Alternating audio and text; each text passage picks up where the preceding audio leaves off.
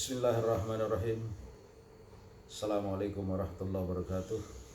Allahumma salli ala Muhammadin wa ali Muhammad.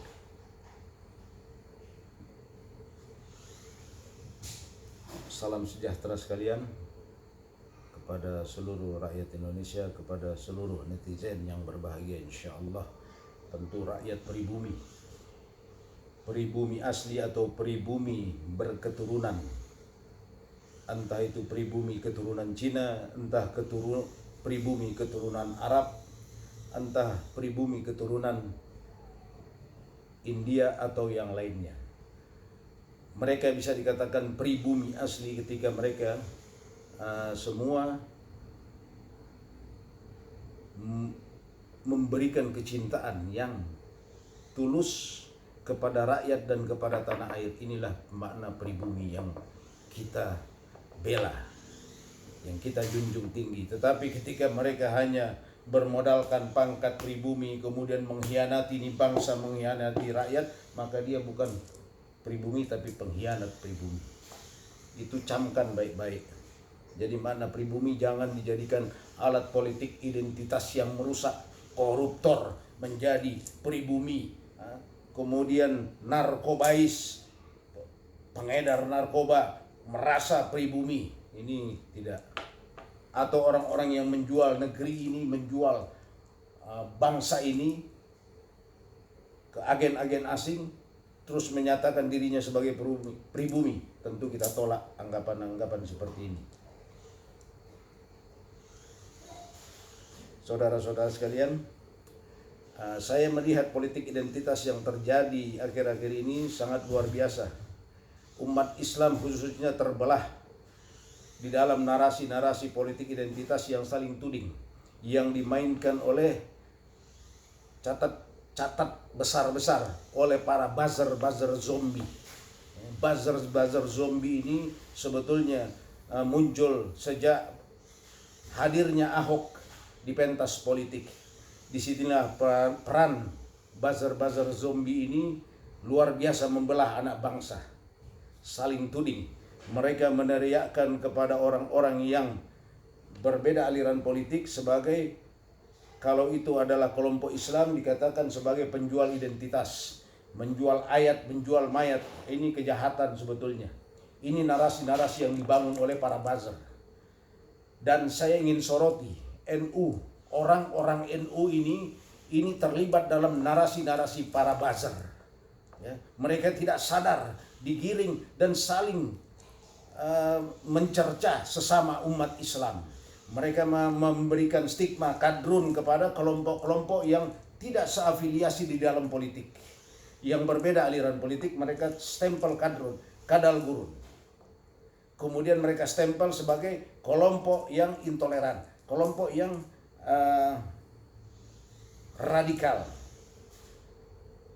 Bahkan partai-partai pun mereka kelompok-kelompokkan. Jika beraliran kepada politik yang tidak sejalan dengan mereka, mereka masukkan sebagai politik para kadrun.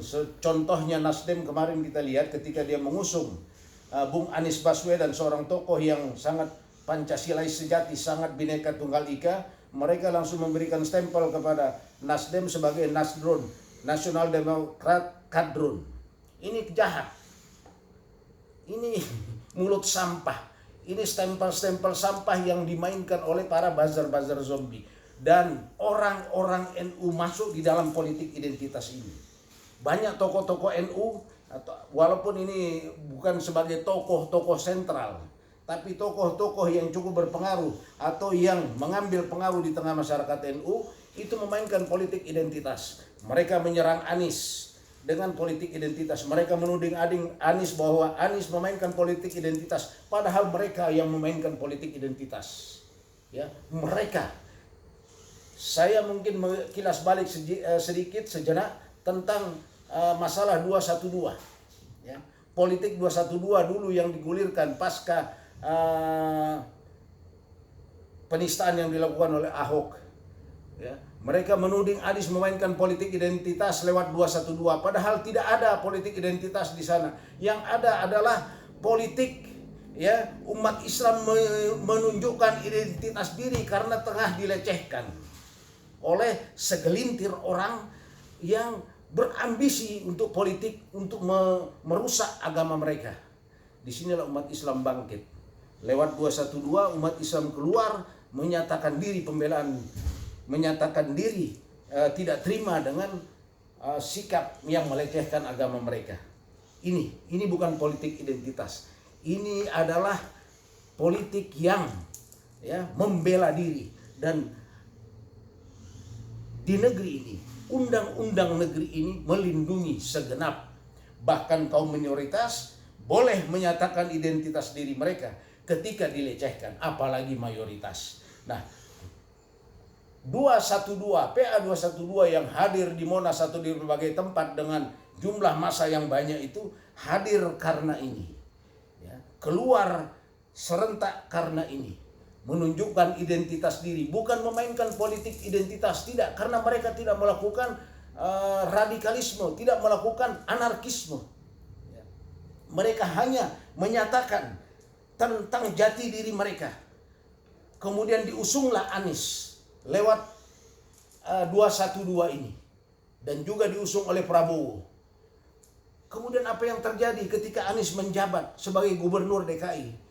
Tidak kita dapati setitik pun identitas yang digembar-gemborkan oleh para buzzer zombie ini. Mereka yang merusak ini kebinekaan.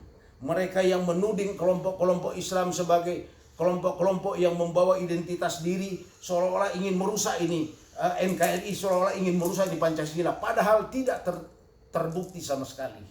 Bahkan mereka memberikan Anies ketika menjabat, tidak setitik pun tuntutan mereka kepada Anies yang memaksa Anies untuk menunjukkan politik identitas seperti yang dituding oleh para buzzer zombie. Tidak ada.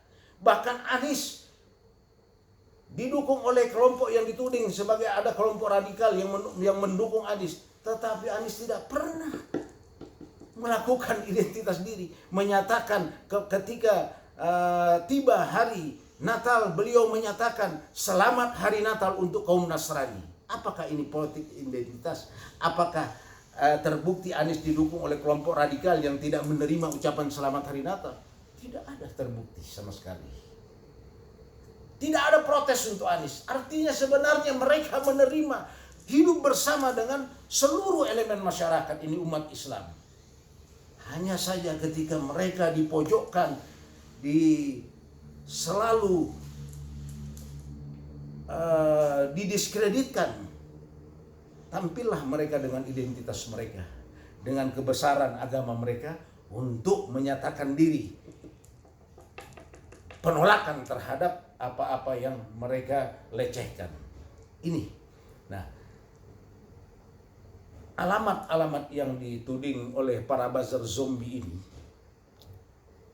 sangat-sangat merusak.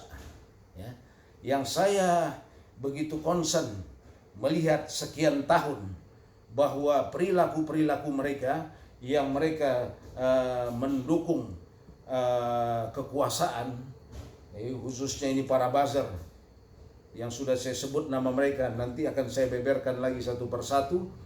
Mereka benar-benar bukan pecinta NKRI, mereka adalah para perusak NKRI. Para perusak kebinekaan, ini buzzer-buzzer zombie. Mereka perusak yang sejati. Mereka berbohong mengatasnamakan Pancasila harga mati, NKRI harga mati. Bohong besar mereka. Mereka ingin merusak ini NKRI dengan cara yang berbeda.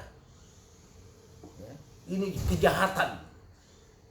Kejahatan yang perlu seluruh lapisan masyarakat Indonesia mengetahui ini.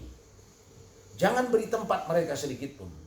Dan NU banyak yang termakan oleh narasi-narasi para buzzer zombie ini. Ini kelompok-kelompok NU yang meneriakkan NKRI harga mati, banyak yang termakan oleh narasi mereka. Bahkan kiai-kiainya, termasuk Fuad Pleret, masuk dalam politik identitas. Ada yang dibilang lagi konten manusia purba ini, manusia plural, padahal manusia purba. Ada lagi KBNC Eko Kunti ini. Ini semua politik identitas yang jahat, yang absurd, yang merusak ini bangsa, merusak ini anak